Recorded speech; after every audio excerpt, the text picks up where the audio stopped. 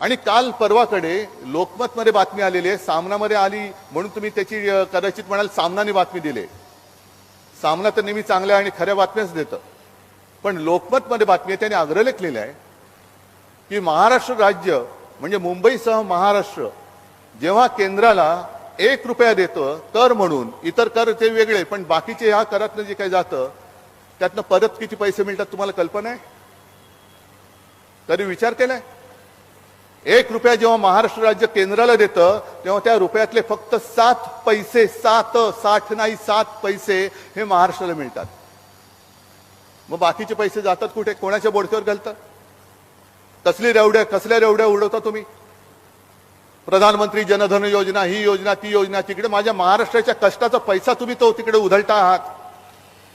महाराष्ट्र आहे म्हणून तुमचं सरकार तिकडे टिमक्या ज्या वाजवत आहेत, ती मोदी गॅरंटी आहे, ती मोदी गॅरंटी